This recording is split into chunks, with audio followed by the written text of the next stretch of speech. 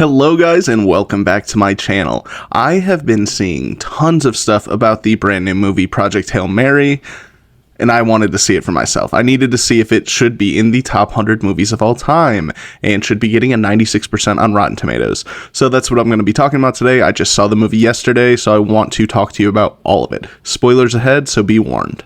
I've been excited to see this movie for months now. It was on one of my earlier videos talking about different movies that I was excited for 2026. I think it was in my top 5. I love a space movie. I love the idea of this movie. I thought it was very interesting. I actually read the book about this, and I'll talk about that later. But no, the excitement for this movie wasn't just around me, though. I had a lot of friends who wanted to see this movie. I had a lot of family members that wanted to see this movie. Everyone was really interested in this because it looks great, and Ryan Gosling did really good in it. We'll talk about that later, too. But this movie had so much hype in my mind, and in my opinion, it lived up to it. So like I said, I read the book, too. I read this a couple months ago. I had some friends who were reading it, and then they let me borrow it. And the book is amazing. The book is so fun. I love Andy Weir. I don't know how he pronounces his name, but he's also the guy who wrote The Martian. And I really like how he writes. He makes stories in like science very palpable and very like easy to comprehend for just random people. I don't know much about science at all, but I was able to completely understand it because he kind of dumbed it down for us, which is nice. They did it in The Martian too. But no, the book was really, really good. I loved just about I love the pacing of it. I love how it ended. I love how just the way they described things was really, really well done. And honestly, this was a very faithful adaptation to from book to movie. Like maybe the best one I've ever seen because it's so accurate. There's a few things I'll talk about later that were changed. But other than that, it was a very accurate book to movie. And because the movie was so good, or the book was so good, the movie was fantastic too. One of the big reasons why this movie was so good was because of Ryan Gosling. In my opinion, because I'm a space movie guy, I think all like major male actors need their space movie. Matthew McConaughey had Interstellar. Matt Damon had The Martian. Even George Clooney was in Gravity. All of those different ones. But Ryan Gosling killed it. He was so funny in this role. I'm glad to see his like career kind of evolve into more than just being the rom-com guy, kind of similar to Matthew McConaughey.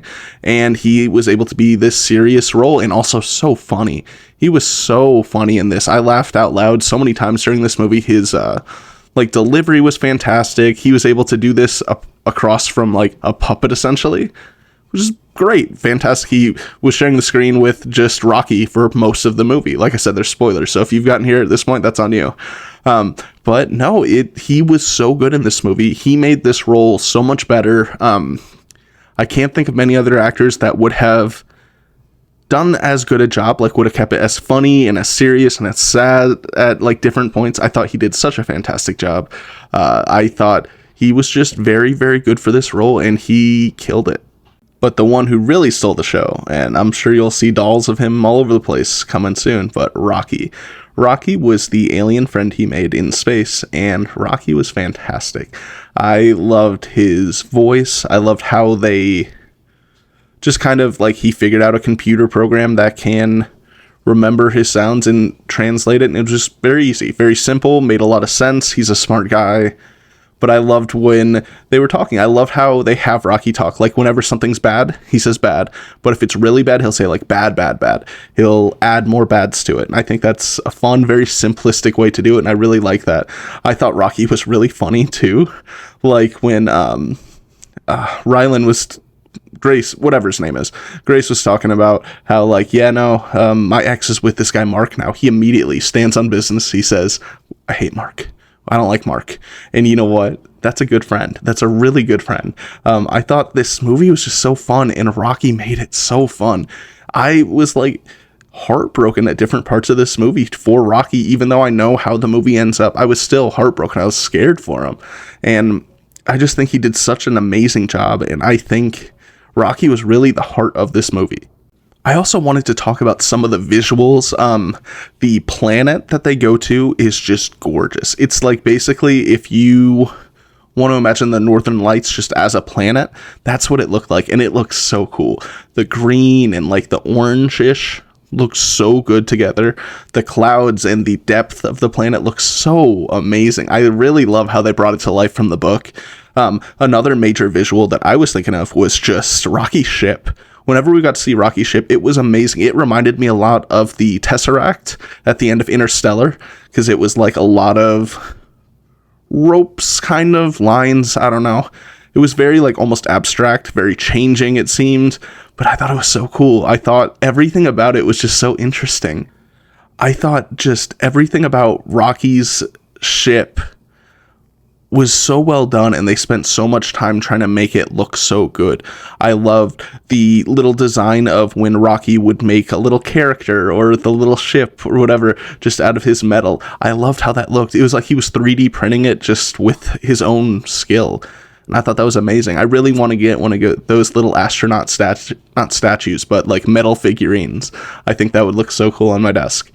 I just thought the visuals of this movie was really good. I think I read something to where there was no CGI use in this movie, so I'm not sure how they did a lot of it, but they made space look amazing. They made his ship look amazing. They made the planet look amazing. I thought they did a great job visually. Another thing that I really wanted to talk about, since I had read the book before I saw the movie, were the differences between the two. So there are just a few of them that stood out to me. One is the pacing. The beginning of the book, it took a little while for him to even remember his name. It took each flashback, and like he slowly remembered it piece by piece. But in the movie, since it's a movie, they had to like kind of go over that a little quicker, and that makes sense.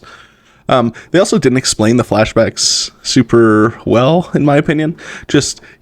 So each flashback was when he was remembering that, because he was slowly gaining his memory back after he was given that drug. So they didn't really technically explain that, like, oh, every time he was having a memory, that was him remembering that. That was him finally kind of catching up with us a little bit. Another really interesting thing that I don't think that they went into at all, which I thought sucked because I really would have loved to see this. They needed to buy Earth some more time, so they started like nuking, I think, Antarctica and like different icebergs and stuff just to increase global warming, to heat up the Earth, to buy them like a few more years.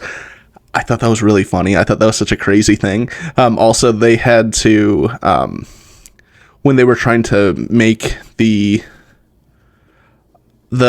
star-eating stuff, I can't remember, astrophage, when they had to like make a lot of it in the book, they actually took out like a huge chunk of the Sahara Desert and put a bunch of stuff there to make it, and it was just crazy the amount of power and authority they had to do that. But that was a difference in the book. I thought it was a little different because in the book it didn't seem like there was very much romantic stuff between, I can't remember her name, the gal that handles Grace, the like main girl who was ahead of everything. There was a little bit of romance in the movie, but I didn't feel like there was in the book at all. I didn't feel like they had any kind of, not chemistry, but they were just co-workers.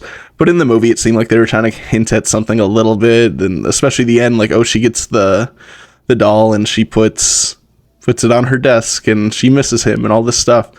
They had that in the movie. They didn't have that in the book. But overall, there really weren't that many differences. There was some pacing differences, but like I said, this movie's almost 3 hours long. How much more can you fit into a 3-hour movie before people stop going to see it? I thought they did a great job keeping very important things in, and I don't know, just cutting down on some of the stuff that they could.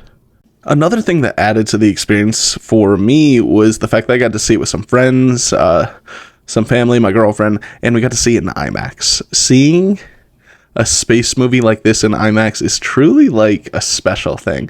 It was like about a year, maybe a year and a half ago, I got to go see Interstellar in IMAX for the first time. That was crazy. That was so amazing, and this was another experience like that. I don't like this quite as much as Interstellar, don't get me wrong. But no, seeing a space movie on this scale on an IMAX screen, and this was the first time I have seen a like movie theater kind of packed. I saw it at 1:30 on a Saturday, and it was a pretty full movie theater. The first time I've seen that in a long, long time. And that makes sense because I've been seeing things come out that it made a ton of money for like a non-franchise movie, made a ton of money. And I love that. I love seeing movies coming back, and I love seeing like original ideas just really excelling at the box office. Then one of my favorite scenes in the entire movie, something I really love. I love how they ended this movie. So huge spoiler. If you've somehow watched this anyway, even without the spoilers, this is a very big spoiler. This is the end of the movie. So I'll give you a sec. But I really love how they ended the movie, with Grace just being in his own little biodome and on Rocky's planet. I thought that was beautiful. I thought it was so good. And he's a teacher.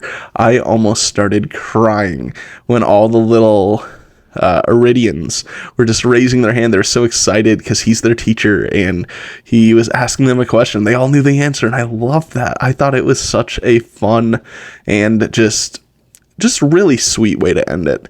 Like him going back for Rocky was really cool, and their friendship being like really the mainstay of the entire movie was cool, because they both were doomed at different points, but together they were able to live and survive, and I just thought it was so good.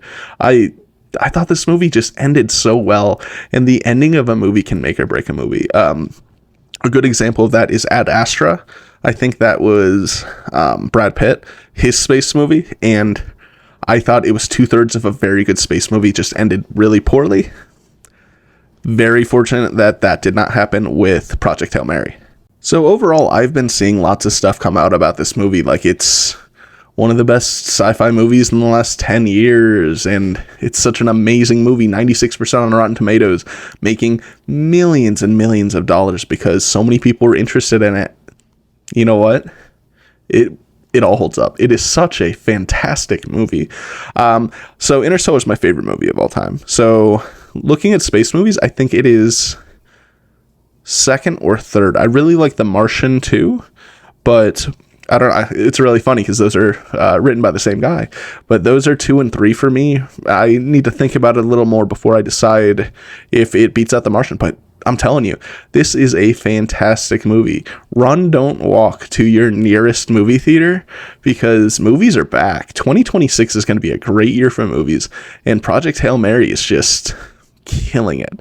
It is so very good, and I really implore you to go spend a little money and watch this movie. And if you can, see it in IMAX because it was so cool. It was so cool. All the flashback scenes were fantastic. This was such a fantastic, just book to movie adaptation. I literally, from my mind reading it, it looked exactly like I was picturing it. This movie and book caught me so off guard, and I was so excited that I got to see it, and I really, really hope that you guys also get the chance to see this movie. Also, just so you guys know, next week I am going to Comic-Con in Chicago. So I don't know if any of you are also going. That would be cool. But I'm going to do a video about that and then just a fun day in Chicago. So that video will probably come out a week from next week. It's probably in 2 weeks from yesterday. But no, I just wanted to let you know that's going to be a fun one, and I can't wait to do it. But I hope you all enjoyed this video. I hope you go see Project Hail Mary because it is unbelievable. If you have seen it, tell me how much you liked it in the comments because I haven't heard of anyone disliking it yet, but I'd be curious to see why if you do. Either way, I hope you have a fantastic week, and I will see you next week. Bye. Let me get 'em.